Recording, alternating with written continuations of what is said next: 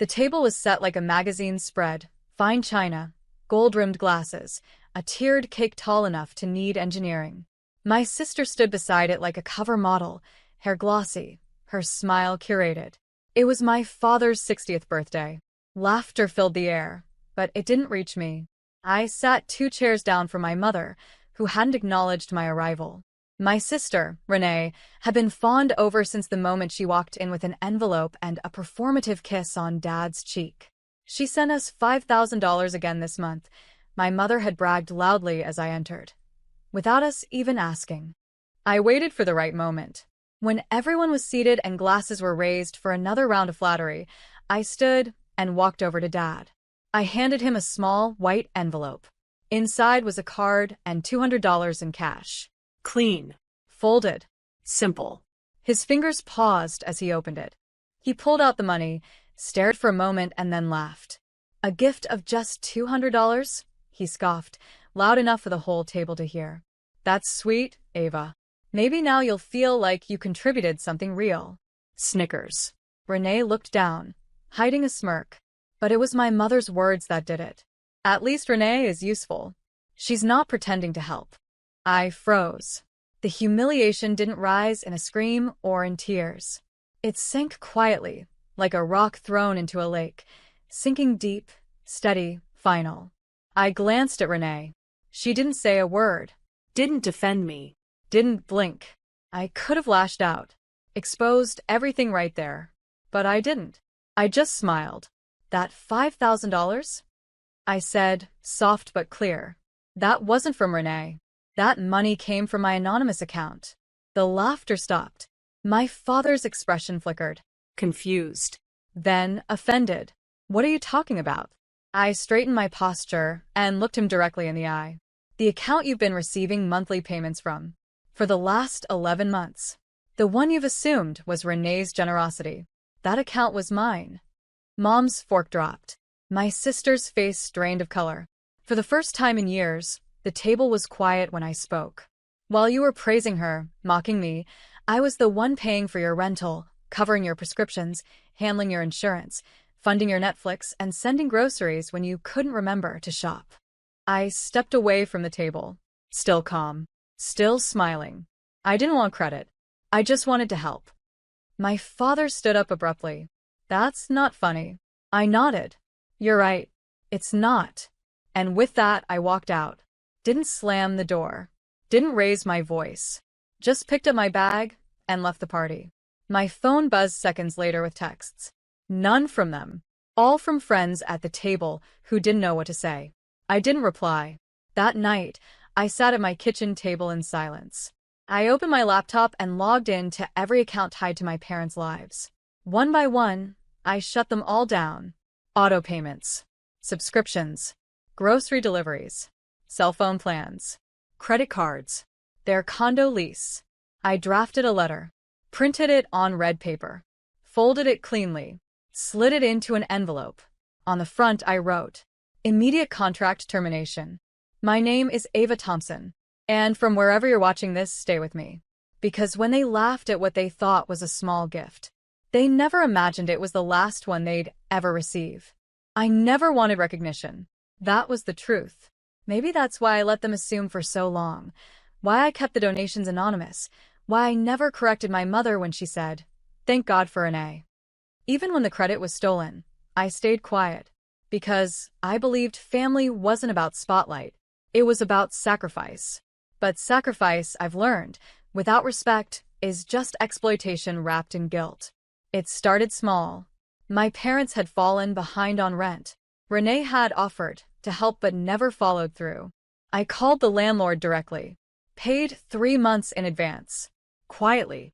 No names. Then came the cell phone bills. The overdue medical copays. My father's dental procedure. A broken washing machine. Groceries. Utility bills. Insurance lapses. Each time, I stepped in. Quietly. Strategically. I created a new checking account, labeled it Family Uplift, masked my name from outgoing statements. Paid directly. Every payment note simply read, support from a grateful source. They never asked who. They just assumed it was Renee. And Renee? She didn't deny it. At first, I told myself it didn't matter. The bills were paid. That was enough. But over time, the illusion twisted. Renee began bragging.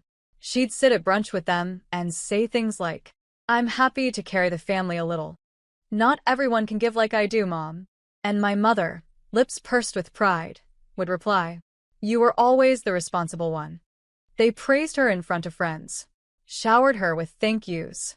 And all the while, Renee never sent $1. She just let me do the heavy lifting and took the spotlight for it. It wasn't just financial. It was emotional. They made it clear. Renee was the favorite, the golden daughter.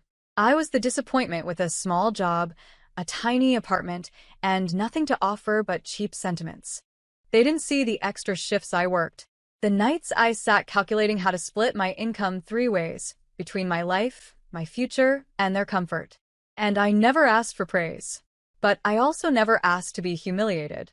That night, at the party, when my father laughed at my gift, when my mother spat, "You're just pretending to help," something broke. Not in anger, but in clarity. They hadn't just ignored my help. They had used it, abused it, built Renee's halo out of my hands. So I took those hands back. I didn't sleep that night.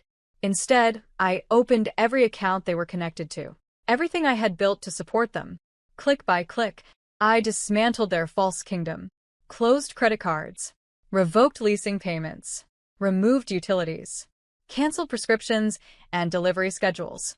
Blocked every system that allowed them to live in comfort off my invisible support.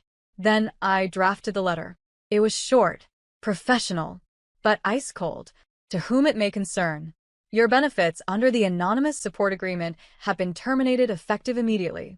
Please seek assistance from the individual you publicly credit. I signed it only with my initials. AT. Then I placed it inside a red envelope. Heavy. Final. And the next morning, I made sure it was the first thing they saw when they came knocking. Because I wasn't pretending to help. I was the help. And now? Help had left the building. That night, I didn't cry. Not one tear. I didn't rage, scream, or punch a pillow. That's not how I handle betrayal. I sat at my kitchen table with soft jazz playing low, wrapped in a blanket of realization.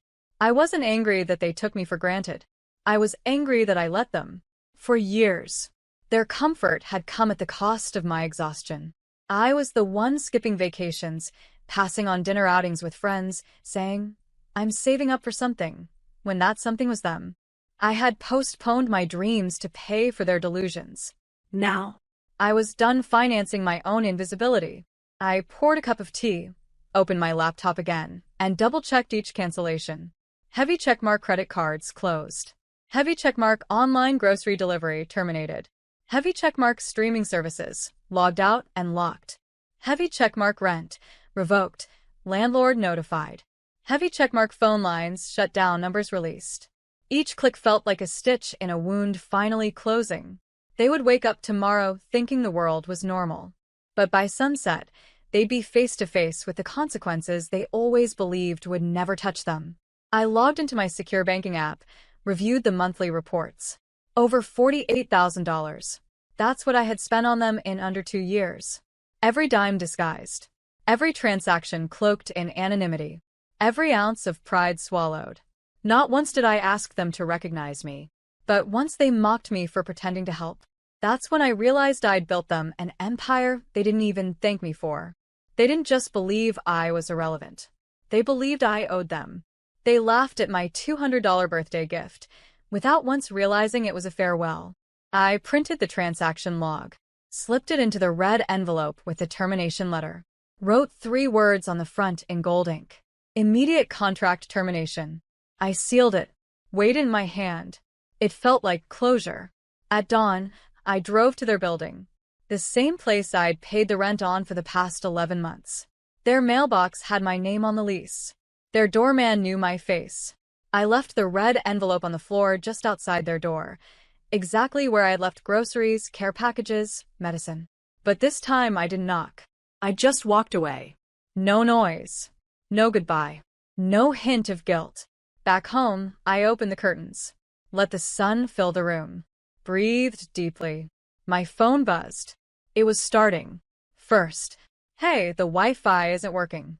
Did you forget to pay?" Then, "Ava, the rent hasn't gone through. Something's wrong with the card." And then my mother, "Netflix logged us out. Is the password changed? What's happening?" I didn't answer. I brewed coffee, watched as my silence became their reckoning. Because I didn't need to raise my voice. All I had to do was stop enabling them.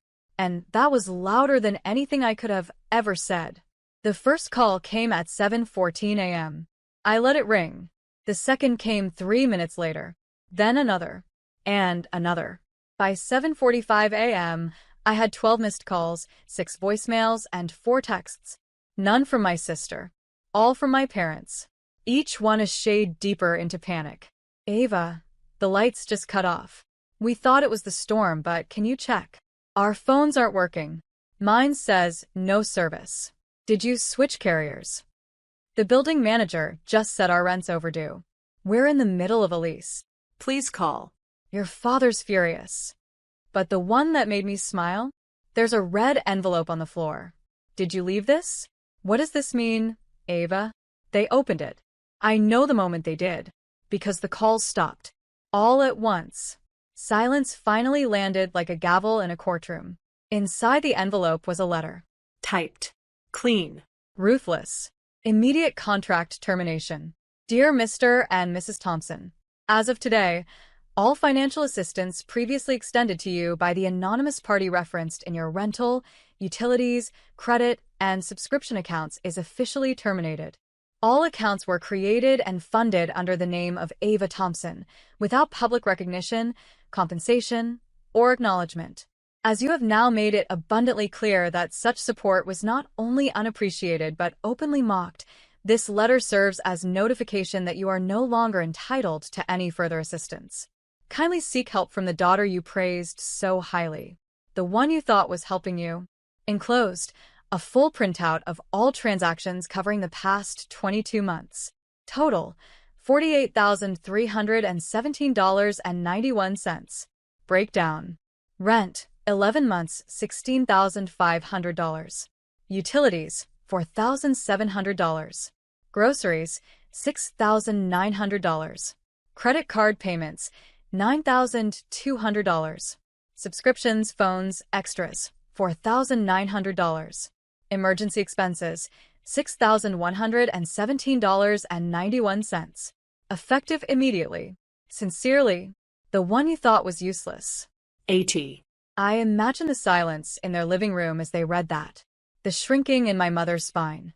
The blood draining from my father's smug face.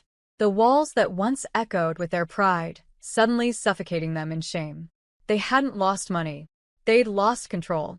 And worse, they'd lost the illusion that they were ever the ones holding the family together. I turned off my phone and poured a cup of coffee. For once, it tasted exactly like I liked it. No bitterness. No guilt. Just quiet satisfaction. By noon, the calls resumed. But now they were different. "Ava, please call me." I didn't mean what I said. It was a joke, sweetie. You misunderstood. You're sensitive. You can't just walk away. We're your parents. We're your obligation. And that was the moment I realized they'd never understand. Because to them, I was never a daughter. I was a resource. One they used. One they praised only when it benefited them. And now? The resource had unplugged. The ATM had logged out. The daughter had disappeared. Not out of spite, but out of self-respect. By evening, the storm inside their home was louder than any thunder outside. Not a single card worked. The utilities stayed off. Groceries didn't arrive. The landlord issued a warning notice taped to their door. Rent overdue by 2 weeks. Dad tried to shout him down, but the look on the man's face said it all. Not this time. And then the real unraveling began. With Renee. She arrived mid-meltdown, perfectly polished but already sweating, her heels clicking too fast across the tile. "What do you mean she paid for all this?" she barked. "She's lying. You know she always wants attention." My father threw the envelope onto the table. $48,000, he snapped. "That's what your sister has given us." My mother sat stunned, the transaction list trembling in her hands. Renee blinked. Her smile cracked. I never said I paid all of it, but you let us believe it, Mom said slowly. You let us praise you. You accepted the credit. Renee stammered. Well, yeah, but Ava never said anything. If she cared so much, why was she hiding behind an anonymous name? Dad pointed at the bolded line. Funded entirely by Ava Thompson. He turned to my mother. We laughed at her, mocked her, and she was the one keeping us alive. The reality began to settle. It wasn't just that I stopped helping. It was that the myth of their golden daughter was crumbling before their eyes. Renee, panicking, pulled out her phone. I'll fix it. I'll send something now. I'll transfer. From where? Dad growled. She froze. They stared at her. Her secret came spilling out like water from a cracked vase. Maxed out credit cards. Behind on her car payment. No savings. No investments. No backup plan. Just curated selfies and borrowed status. She never sent us anything, my mother whispered. Not once. The silence that followed was suffocating. No more laughter. No more smugness. Just three people in a house they could no longer afford, staring at the ghost of the daughter they buried under praise for someone else. Meanwhile, I sat on my small balcony, watching the city light up like gold beneath dusk. I didn't need to be there to see the collapse. I had seen it coming for years. They had been building their identity on lies and ego for so long that the truth wasn't just painful, it was destructive. Renee called me 5 times that night. Left voicemails full of confusion, bitterness, faux innocence. Ava, come on. You're not really going to just disappear, are you? So, what if they thought it was me? You should have spoken up if it mattered that much. You're being dramatic. Just turn it back on. Please. I blocked her. Because people who use silence as a weapon don't get to complain when you use it for peace. And my parents? They stopped calling for a few days. Too humiliated to beg. Too proud to admit the truth. They praised the wrong daughter, mocked the right one, and built a castle on a foundation I had quietly held in place until I walked away. For the first time in years, I did nothing. No autopay. No delivery schedules. No secret deposits. Just silence. And in that silence, they began to unravel and then, slowly, rebuild. Not gracefully. Not without resistance. But out of necessity.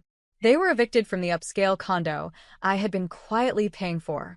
The rent hadn't been truly covered in months by anyone but me, and with no backup plan, they were forced to move in with Renee.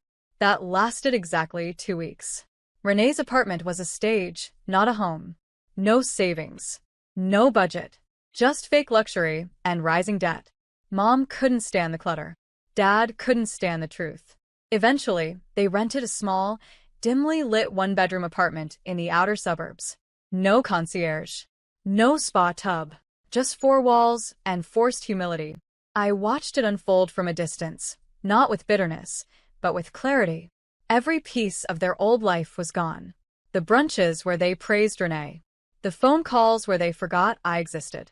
The holidays where my $50 gift cards were tossed aside while Renee's empty promises were toasted. Gone. And in their place, reality. Renee moved out of state, claiming she needed space, but everyone knew she was running from shame she wasn't strong enough to face. My mother tried texting me once. I miss you. I didn't reply. My father called from a new number 3 days later.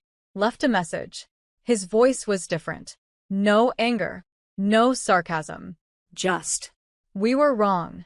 I was wrong. Still, I didn't reply. Because rebuilding isn't just about bricks and rent. It's about learning what respect actually costs. And for the first time, they were paying for it with something more valuable than money. Humility. They started working again. My mother took a job at a local flower shop, small shifts, quiet hours. My father, who once bragged about never having to stoop, began stocking shelves at a neighborhood market. It wasn't vengeance. It was balance. And balance, I'd learned, can feel like justice. I started focusing on my own life again. With no more monthly donations bleeding me dry, I invested in myself. Took a weekend trip for the first time in years. Signed up for courses I'd put off for too long. Relaunched my online consulting service, this time without guilt, without distraction. Clients rolled in. Within 3 months, I doubled my income and moved into a sunny apartment downtown. Nothing extravagant. Just mine. Earned. Owned. Untouched by shame. One morning, I passed my parents' new building on the way to a meeting. I didn't go in. I just stood across the street, sipping coffee, watching through the glass as my mother arranged yellow daisies in a vase behind the counter. She looked tired, but not angry, just present. And maybe, for the first time in years, truly aware of what it means to live without illusions. As I turned to leave, I remembered something Grandpa used to say. People think kindness is a faucet you control. But one day, the well runs dry, and when it does, you better hope you were drinking with gratitude. Mine had run dry, and now they were learning to walk miles for what used to be handed to them with love. Freedom didn't look like fireworks. It looked like slow mornings and silence I didn't have to fill. It looked like grocery bags I bought for myself without calculating whether Mom's next delivery would overdraw my account. It looked like eating dinner without being too exhausted to chew. For the first time in years, I had my life back, and I used every inch of it. I turned my small side hustle into a business. My consulting service, once squeezed between cleaning up after others, was now thriving. Word spread fast. Clients raved. I gained contracts, referrals, and within 6 months, I hired 2 part-time assistants. People saw me as competent, sharp, dependable. All the things I had always been behind the curtain. And now? The curtain was gone. I gave a keynote at a women's finance conference in the city. The theme: how to build while they doubt you. I spoke honestly about invisible labor, about family dynamics that consume you, about how generosity without boundaries becomes self-destruction. Afterward, a young woman approached me with tears in her eyes. "My parents always made me feel like I owed them for being born," she whispered. "Your story gave me permission to stop." I hugged her. No words needed, because I knew that feeling too well. And now, I was finally standing outside it. Back home, my new apartment was filled with things that reflected me. Warm lights, soft colors, quiet joy. No red envelopes, no ringing phones, no silent resentment hanging in the walls. Just peace. My son, now in college, called one night after hearing about the speech. "Mom," he said, "they finally know what I've always known." "What's that?" I asked. "That you don't just survive," he said. "You rebuild. And then you build something no one can take away." I smiled, thinking of that night at the birthday table, when they mocked my $200 gift. They never realized it wasn't a small offering. It was my final investment in people who saw my love as currency and not commitment. I had poured into them like a fountain until I learned how to pour into myself. And now, the returns were finally mine. A week later, I received a letter in the mail. No return address. I knew the handwriting. My father. Inside one line: "We're sorry for everything. If you ever choose to visit, we'd be honored to see you, not as a provider, but as our daughter." I didn't cry. I didn't rush to call. But I sat with it. And for the first time, I realized I no longer hated them. They weren't villains. Just weak people who mistook control for love. And I wasn't a victim. I was a woman who finally made her own name mean more than her family's approval. I folded the letter and tucked it into a drawer, not to cherish, but to remember. That even apology, when too late, becomes a footnote. Because my story wasn't about vengeance anymore. It was about value. The moment I realized I was never useless is the moment I stopped proving it. The air was cold that morning. I stood outside their apartment building. Not the luxury condo I once paid for, but the modest complex tucked between a laundromat and a 24-hour pharmacy. I hadn't planned to stop. I was on my way to meet a new client. Life was good. Free. Full. But something pulled me to that sidewalk. Across the street, I saw them. My father, grayer, slower, carrying 2 plastic bags. My mother behind him, squinting in the light, wrapped in a shawl that looked older than I remembered her allowing. They looked real. Human. Small. They didn't see me, and I didn't make myself seen. I just stood in the shadow of a telephone pole, watching two people who once defined every part of me move like they no longer controlled anything but their own next step. And for the first time, I didn't feel pain. Or even pride. I felt peace. Because the reckoning had already come. Not in shouting. Not in courtroom drama. Not in revenge porn or social media justice. But in the quietest form of all, consequences. They had built a pedestal for the wrong daughter. They had mocked the one who sacrificed silently. They had measured love by dollar signs and performance, and forgotten who had been carrying their survival the whole time. And now they lived within their means. Now they worked jobs they once looked down on. Now they learned humility the way I learned endurance. I never needed revenge. I needed recognition. But when that didn't come, I built something better.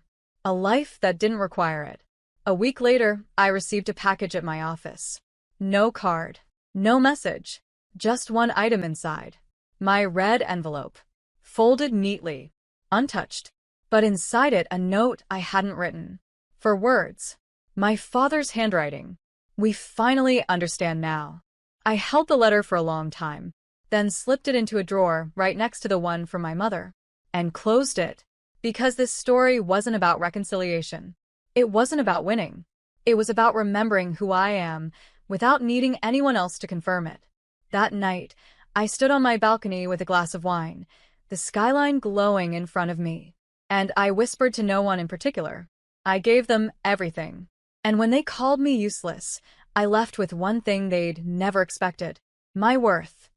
They thought they were shaming me, but I was never ashamed. I was saving. Not just money, but strength, pride, and the will to walk away. And when I finally stopped giving, they finally started seeing, not who they thought I was, but who I had been all along.